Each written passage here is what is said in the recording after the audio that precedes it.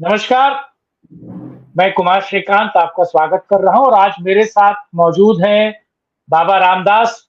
बाबा जी जय श्री राम। राम राम। जय श्री राम। जय जय श्री राम। इधर आप पंजाब छोड़कर उत्तर प्रदेश क्या गए? पंजाब में तो अलग ही हाल चल रहा है महाराज। पंजाब में जो खालिस्तान है या खालिस्तानी समर्थक हैं या फिर जो अलग खालिस्तान की मांग कर रहे हैं, वो अंदर-अंदर मवाद इतना फैल गया है या इंटरनल इतना ज़हर घुल गया है कि आप देखिए अमृतपाल हो, वो जीत गया है 1,90,000 से ज़्यादा। दूसरा खालिस्तानी जो है, वो जीतते दूसरा खालिस्तानी भी जीता है और 2 अलग खालिस्तान के समर्थक हैं जो बस जीतते-जीतते हारे हैं। यानी कि 13 के 13 लोकसभा सीटों पर अगर खालिस्तानी समर्थक खड़े हो जाते हैं, तो आप समझिए कितनी बड़ी दिक्कत हो जाती कि क्या पंजाब खालिस्तान की राह पकड़ रहा है? 1,90,000 वोटों से वो जीत रहा है, यानी कि बाकी के 3-4 लाख भी अगर देखा जाए, तो क्या उन्होंने खालिस्तान के समर्थन में वोट दिया है? ये पंजाब में क्या चल रहा है? क्या bleed India with thousand cuts, ये जो पाकिस्तान की एक रणनीति रही है, क्या वो वाक़ई आपको लगता है पंजाब में एक्टिव हो रही है? और जिस तरीके से कनाडा में निज्जर को लेकर 2 मिनट का शोक अपनाया गया, मतलब दिखाया गया संसद में खालिस्तान के समर्थक में खालिस्तानी के समर्थक। आप इसे पूरी किस तरीके से देख रहे हैं इस पूरी चीज को? जी। देखिए, पंजाब का एक बहुत बड़ा दुर्भाग्य रहा है कि पिछले 40-50 सालों से यहां हर 2-4-5 साल में खालिस्तान का जिन्न जो है बोतल से निकल के सड़क पे आ जाता है और वह जिन्न, उसकी सबसे बड़ी खासियत है कि वो अपने ही लोगों को खाता है और कुछ लोग उसको धर्म का जामा पहना के, उसको एक धार्मिक मसला बना के लोगों के सामने प्रस्तुत करते हैं और लोग उस झांसे में आ जाते हैं और ऐसा हर 5-10 साल बाद होता है। पिछले 40 साल से तो मैं देख रहा हूं। मुझे अच्छी तरह याद है, मेरी उम्र थी मुश्किल से 15 साल, जब पंजाब में 1978 में, तो 78 में तो मैं 13 साल का था जब शुरुआत हुई और 80 आते आते वो रोग बहुत विकराल रूप ले चुका था। तब मेरी उम्र 15 साल थी और मैं अखबार पढ़ने का शौकीन बचपन से रहा हूं और मेरे घर में बड़ा ऐसा माहौल था जहां मेरे पिताजी जो है बहुत ज्यादा मुखर आलोचक थे इनके, तो मैं बचपन से इनकी जो है सारी कारस्तानियां सुनता आया हूं।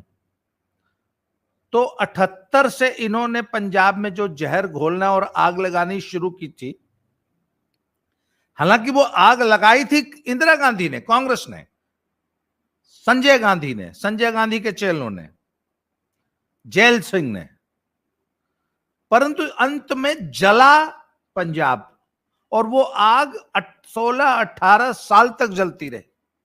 78 में शुरू हुई थी और समझ लीजिए आग 94 तक आते आते उसको किसी तरह सरकार बुझा पाई।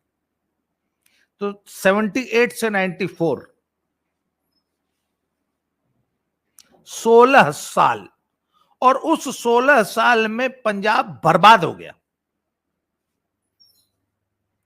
उसके बाद खैर किसी तरह शांति स्थापित हुई, पर मैंने देखा कि हर 5 साल बाद कोई न कोई एलिमेंट उठ के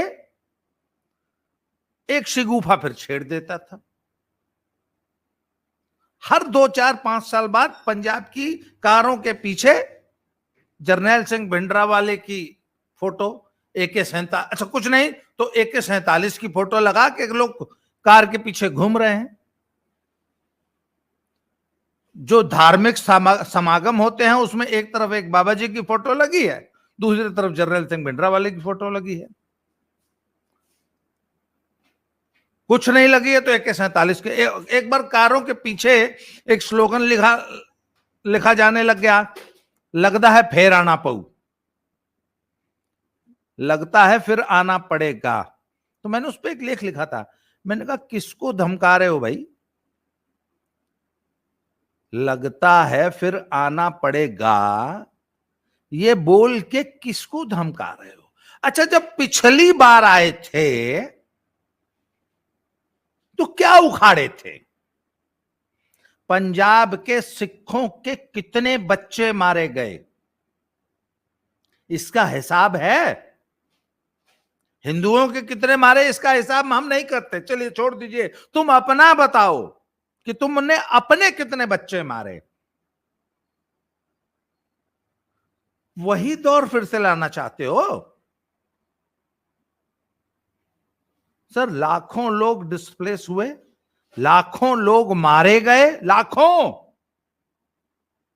और उसमें से ज्यादातर सिख थे। तो तुम कह रहे हो लगता है फिर आना पाऊ? तो एक बड़े अच्छे विचारक हैं, संत हैं, उन्होंने कहा, यो तुम तो बैठे हो कनाडा में, वहां से बैठ के बोलते हो लगता है फिर आना पाऊ, बच्चे तो हमारे मरेंगे, हमारे कटेंगे, हम लोग जो हिंदुस्तान में बैठे हैं, तुम तो कनाडा में बैठे हो, तुम्हारा लड़का तो वहां पब में बैठ के दारू पी रहा है, पढ़ाई कर रहा है, बिजनेस कर रहा है, नौकरी कर रहा है, कॉर्पोरेट जिंदगी जी रहा है, हमारे बच्चे यहां मरेंगे, और तुम कनाडा में बैठ के खालिस्तान की मुहिम चला रहे हो, तुम हिंदुस्तान में हमारे बच्चों को मरवाओगे। एकदम सच्ची बात है। तो भैया तुम ये सब बार बार जो धमकी देते हो, लगता है फिर आना पऊ, ये किसकी जड़ खोद रहे हो? किसके पैर में कुल्हाड़ी मार रहे हो? अपने पैर में। पंजाब को बर्बाद कर रहे हो, अपना पंजाब, हमारा पंजाब। ये मैं सिखों का सेंटिमेंट बता रहा हूं, जो कुछ समझदार लोग हैं। तो सर, लेटेस्ट जो नहीं, वो कारनामा, कुछ ही समझदार लोग हैं, अगर ज्यादा समझदार होते तो 190 से जीता। मैं तो उसी पे नहीं, मैं उस पर तो बात ही नहीं कर रहा, तो 4-5 लाखों से वोट मिले। 190 से जीतना, 190 से तो मोदी जी नहीं जीते, वो जेल में पड़ा पड़ा 190 से जीत गया, और यूएपीए 1 साल के लिए एक्सटेंड कर दिया गया, 1 साल और उस पर बढ़ा दिया गया है। और ये सोचिए, उस व्यक्ति की मशीनरी इतनी बेहतर है कि वो गुवाहाटी जेल में है, मिस्टर बसंत करके है एक व्यक्ति जो जेलर है, उसका वो सपोर्ट लेकर आप समझिए कि फोन का इस्तेमाल कर रहा है, वीडियो का इस्तेमाल कर रहा है, और अपने जो ये फ्रिंज एलिमेंट है इनको जिंदा रख रहा है। अब बड़ी समस्या ये है कि क्या वो सांसद के तौर पर शपथ लेगा? सर ले भी ले, मान लीजिए सांसद के तौर पर उसने शपथ ले ली, उससे पंजाब का क्या भला हो जाएगा? और एक बात बताइए ना, उस व्यक्ति को सपोर्ट करने वाले खडूर साहब कॉन्स्टिट्यूंसी में 4-5 लाख लोग हैं, पूरे पंजाब में उनकी संख्या 50 लाख से ज्यादा होगी, बल्कि 1 करोड़ है। आप उसको जेल में बंद कर दीजिए, उसके 1 करोड़ सपोर्टर तो बाहर बैठे हैं कि नहीं बैठे हैं? तो आप जेल में बंद करके सर कितने दिन रोक पाएंगे? सर, आप व्यक्ति को जेल में बंद कर सकते हैं, विचार को नहीं। समस्या खालिस्तान के अलगाववाद के विचार से है। अच्छा, किसी भी आप समझदार आदमी से बात कीजिए कि भैया सबसे पहली बात, ये वहां बैठ के पन्नू जैसे लोग, या जो कनाडा में जो लोग बैठे हुए हैं, या कनाडा की जो, या अमेरिका की, और ये सब जो अंतर्राष्ट्रीय एजेंसीज हैं, ये जो वहां बैठ के ये शगुफा छोड़ती हैं, इनसे पूछो, अरे भैया महाराजा रंजीत सिंह का आधे से ज्यादा राज तो पाकिस्तान में है, तो जो तुमने खालिस्तान का नक्शा भी बनाया है, उसमें पाकिस्तान का एक भी इलाका क्यों नहीं डाला? राजस्थान में कोटा बूंदी डाल रखा है, आपको मालूम है? खालिस्तान के नक्शे में कोटा बूंदी है, यूपी के इलाके हैं, शाहजहांपुर, धमशेनगर, तराई वाली बेल्ट, उधर नांदेड़ साहब तक है, उधर पटना में भी बीच बीच में, मतलब एक टापू यहां, एक टापू यहां, एक टापू यहां, जैसे समुद्र के बीच में टापू होते हैं, ऐसे टापुओं वाला खालिस्तान बनाएंगे ये। इनसे पूछो, अरे भैया पाकिस्तान वाला जो खालिस्तान है वो उसको क्यों नहीं डाला नक्शे में? क्योंकि सर वो नक्शा बना ही बैठ के पाकिस्तान में गया है। उनसे पूछिए कि जब खालिस्तान बनेगा तो करतारपुर साहब वो होगा कि नहीं होगा उसमें, जो पाकिस्तान में जो कॉरिडोर है, जहां से वो अभी कॉरिडोर जो खुलवाया है मोदी जी ने। तो सर ये, अच्छा दूसरी चीज, चलो हमने मान लिया, चलो छोड़ दो उस पाकिस्तान वाले पोर्शन को भी छोड़ दो, इंडिया में तुमने बना ही लिया, इज इट सस्टेनेबल? कि कोई इनसे पूछे कि क्या खालिस्तान नामक एक स्टेट या राज्य या देश, उसको आप सस्टेन कर पाएंगे? एक तरफ आपके पाकिस्तान होगा एक हॉस्टाइल कंट्री, एक तरफ आपके हिंदुस्तान होगा एक हॉस्टाइल कंट्री, जिससे लड़के झड़ के आप अलग हुए हैं। पानी आपका सारा का सारा जो है वो हिमाचल में स्टोर है। अरे भाई तुम्हारे पास जो 5 नदियां आती हैं वो हिमाचल से आती हैं, और भाखड़ा बांध की जो पूरी की पूरी झील है वो बिलासपुर जिले में है। और आजकल की जो टेक्नोलॉजी है, 1 साल लगेगा इंडिया को सारा का सारा पानी डाइवर्ट करने में। आजकल टनल टेक्नोलॉजी है, टनल टेक्नोलॉजी जो है, टनलिंग की जो टेक्नोलॉजी है वह 10 गुना ज्यादा फास्ट हुई है पिछले कुछ सालों में। ये एलोन मस्क की जो कंपनी है ना, ये टनलिंग में भी है। तो बताते हैं कि पहले जो टनल बनाई जाती तो उसकी तुलना में अब जो लेटेस्ट टेक्नोलॉजी है वो 10 गुना ज्यादा तेज है। अर्थात जो टनल खोदने में पहले 10 साल लगते थे वो अब सिर्फ 1 साल में खुद जाती है। जो जिला जैसी लंबी लंबी 15-15 किलोमीटर लंबी टनल जो है, आपको मालूम है, वो 1 साल में खोद के बराबर कर देते हैं। तो वो बिलासपुर में जो गोविंद सागर डैम है उसका पानी इंडिया को डाइवर्ट करने में कितना दिन लगेगा?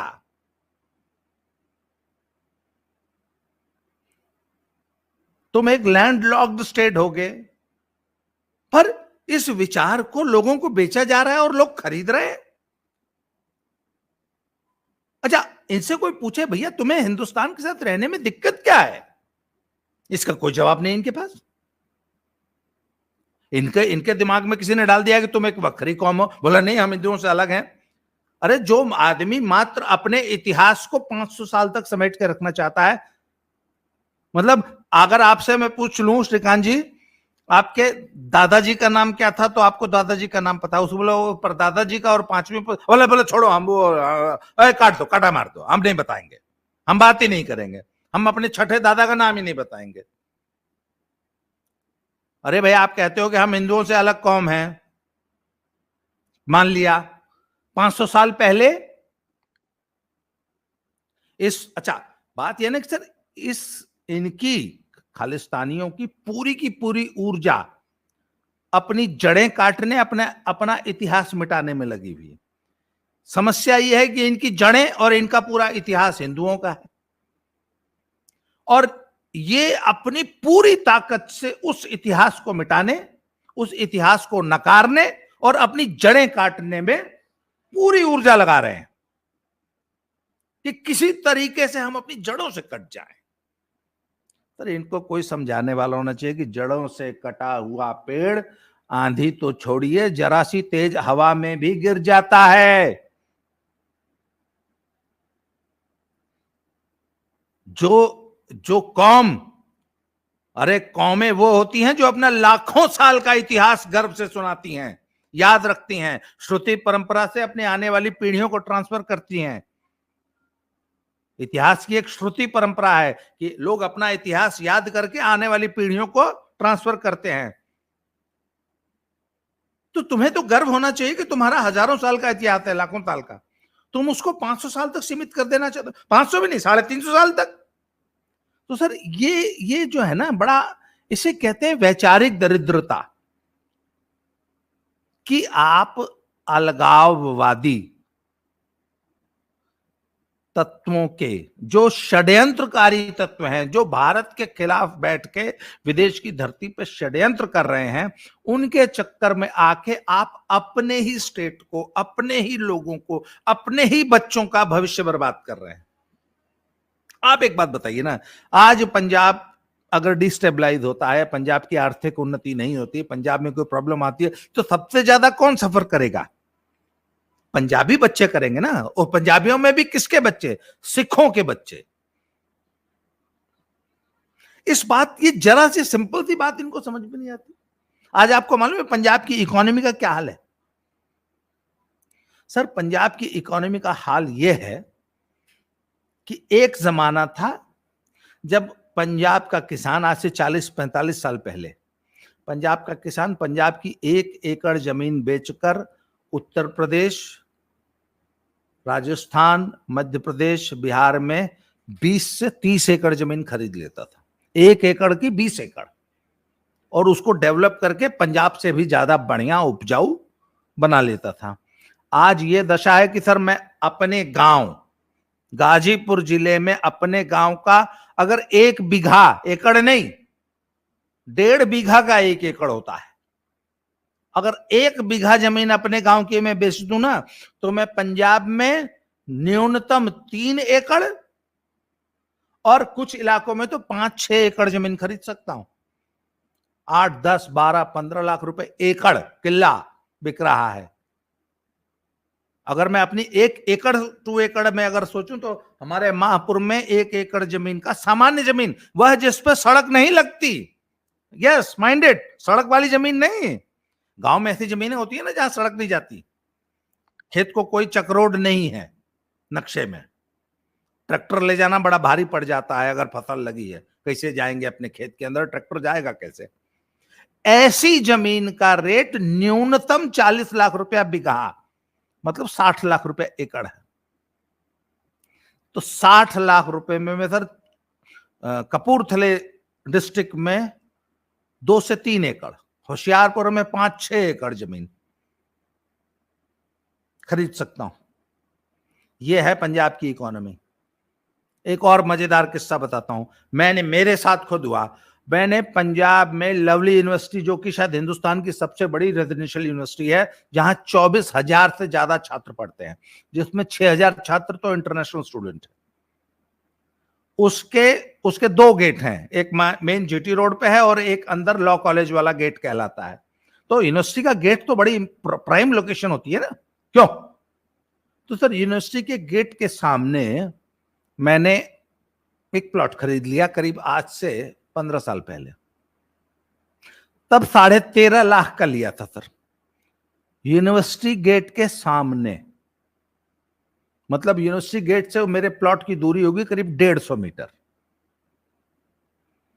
15 साल पहले 13.5 लाख का लिया था, और वहां पे हजारों पीजीज बने हुए हैं। वो सोच के लिया था कि एक रिटायरमेंट प्लान हो जाएगा, एक पीजी बना लेंगे, पीजी में 20 एक बेड का पीजी चल जाएगा, तो 5,000 रुपया बेड मिलता है, तो 1,50,000 रुपए एक पैसिव इनकम जनरेट हो जाएगी। ये सोच के लिया था। फिर बाद में विचार बदल दिया, क्योंकि मैं भी फ्यूचर थोड़ा देख लेता हूं कि फ्यूचर क्या है। सर, 12-13 साल तक वो प्लॉट पड़ा रहा। फिर हमने कहा यार इसको बेच देते हैं। 8 साल तक तो कोई ग्राहक ही नहीं आया। फिर बड़ी मुश्किल से ग्राहक आया सर 8 साल बाद, यूनिवर्सिटी गेट के सामने। सर, 15 साल बाद 13 लाख के 15 लाख रुपए मिले। तो मेरी पत्नी बोली, अरे तो कुछ नहीं मिला है। तो अरे मैंने कहा, जौन मिला था बेचदा, यो न मिली, 6 लाख रुपए हम बिकाई। तो हमने सर किसी तरह 13 लाख का, 13.5 लाख का प्लॉट 15 साल बाद 15 लाख रुपए में देके जान छोड़ाई। अरे मैंने कहा यार साला बवाल गले से उतरा। एक और, ये तो मेरे साथ घटी है घटना, और सुनिए। चोपड़ा कॉलोनी है, बड़ी प्रोमिनेंट कॉलोनी, चोपड़ा नामक एक बिल्डर है, उसका कपूरथला रोड पर एक कॉलोनी में एक व्यक्ति ने आज से करीब 15-16 साल पहले 24 लाख रुपए का 2 BHK फ्लैट लिया था। हाँ, शायद 2 BHK ही था, 15 साल पहले 24 लाख में। तो उसको बेचना था, वो बेच के कनेडे जा रहा था। तो भाई चूंकि 24 लाख मिल जाता तो हर आदमी एक्सेप्ट करता है कि भैया 15 साल में तो 50 लाख का हो जाएगा, और मार्केट तो थी नहीं, तो उसने कहा चलो 24 का 24 में बेच देते हैं, जैसे हमने अपना पिंड छुड़ाया वैसे उसने बोला है 24 का 24 में बेच दो। नहीं बिका तो 22 में आ गया, नहीं बिका 20 में आ गया, नहीं बिका। तो जब हमको बताया किसी ने तो हमको लगा यार ये तो 20 के 20 में बहुत सस्ता मिल रहा है, ले ले। तो हमारे एक अंकल हैं जलंधर में, उन्होंने कहा अरे रुको 14 में बिकेगा, 14 में। तो मैंने कहा क्या बात कर रहे हैं, कहता है 14 में बिकेगा, रुक जाओ। सर 20 से 17 पे आया, अंत में 14 17 में भी ग्राहक नहीं चढ़ा। मैं जालंधर सिटी की बात कर रहा हूं, मेन जालंधर कपूरथला रोड पर चोपड़ा कॉलोनी है, किसी से पूछ लीजिएगा जालंधर में है कि नहीं है, झूठ बोल रहा हूं क्या सर? 14 लाख में बिका। यह है पंजाब की प्रॉपर्टी का हाल। अच्छा ये हाल ऐसा क्यों हुआ सर? जिस प्रदेश में हर 5 साल बाद खालिस्तान का जिन्न निकल के सड़कों पे आ जाएगा, जिस प्रदेश के लोग किसान आंदोलन के नाम पे 2-2 साल तक सड़क जाम करेंगे, जिस प्रदेश के लोग अडानी अंबानी के इंडस्ट्रियल वेंचर्स का गेट जो है 2-2 साल तक रोक के रखेंगे, जिस प्रदेश के लोग एक चली चलाई बहुत बड़ी फैक्ट्री के गेट पर ऐसा धरना लगाएंगे कि अंत में वो फैक्ट्री बेचारा बंद करके मालिक भाग जाएगा, जिस प्रदेश के लोग आकर योगी जी से डेलीगेशन लेके मिलेंगे 119 उद्योगपति लुधियाना, जलंधर और अमृतसर के, कि योगी जी प्लीज हम लोग को 10-10 एकड़ जमीन और हमारी इंडस्ट्री लगाने के लिए उत्तर प्रदेश में जगह दे दीजिए, हम लोग आपके उत्तर प्रदेश में इंडस्ट्री जिस प्रदेश की पूरी इंडस्ट्री उठकर रायपुर, छत्तीसगढ़, फरीदाबाद, गुड़गांव और गुजरात चली गई पिछले 15 सालों में, वहां की नेगेटिव ग्रोथ क्यों नहीं होगी? और जहां हर 5 साल बाद आप खालिस्तान आंदोलन लेके बैठ जाएंगे, वहां पर नेगेटिव ग्रोथ इंडस्ट्री की क्यों नहीं होगी, इकोनॉमी की क्यों नहीं होगी?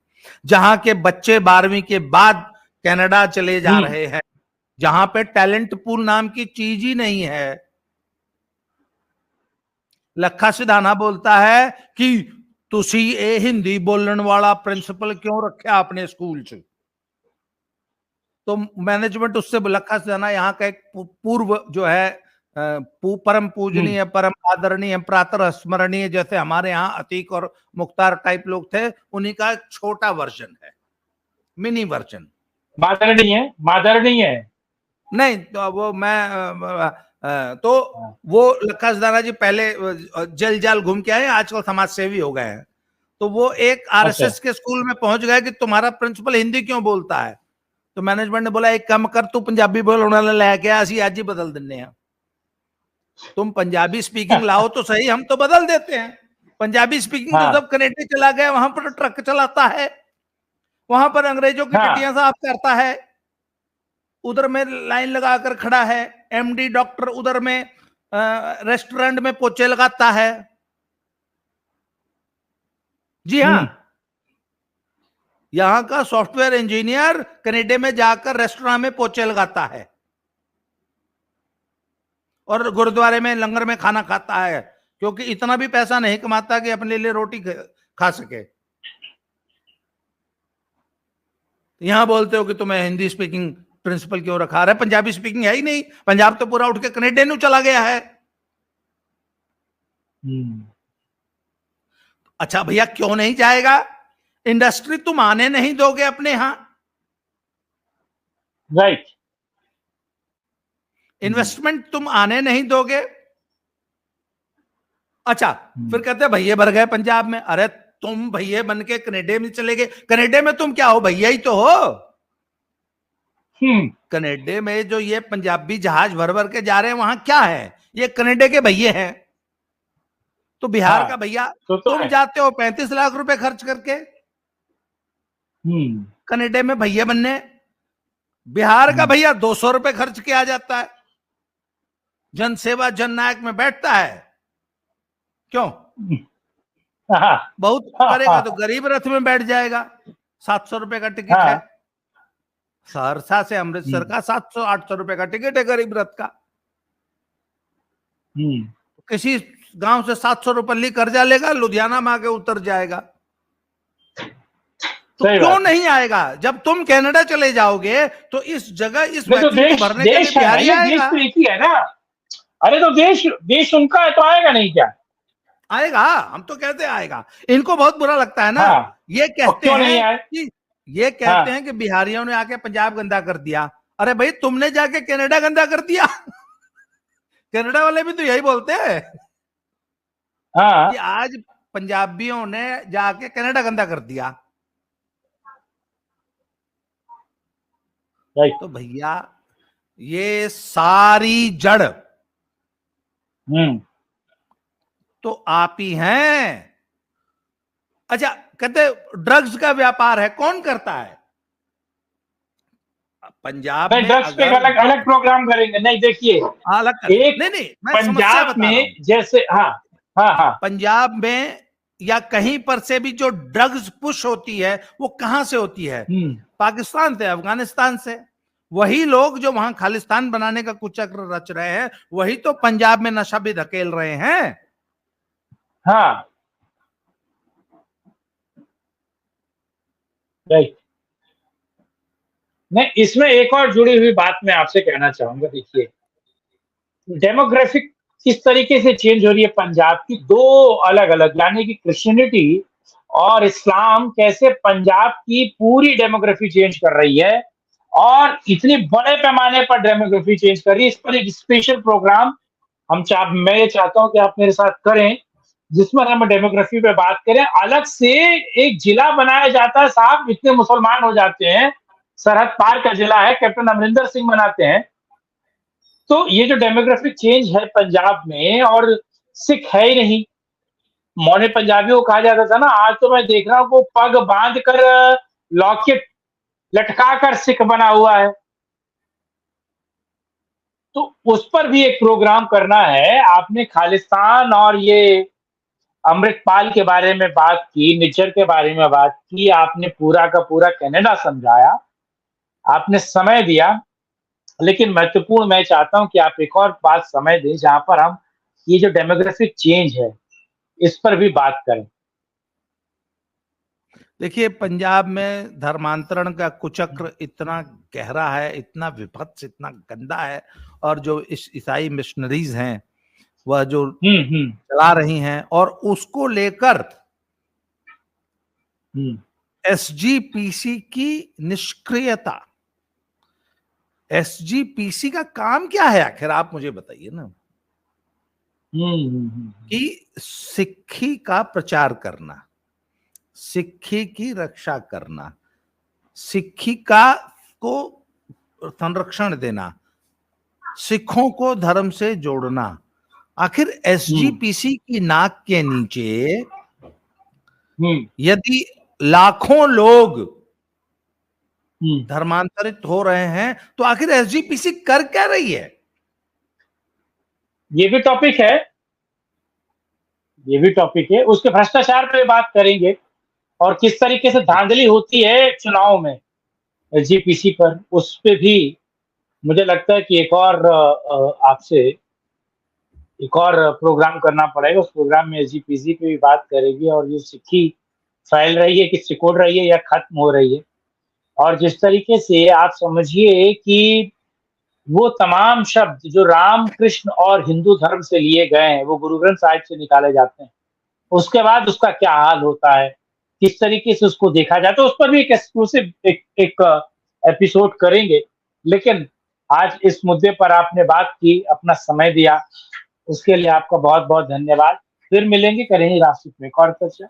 जय हिंद, जय भारत, वंदे मातरम, नमस्कार। जय श्री राम, जय जय।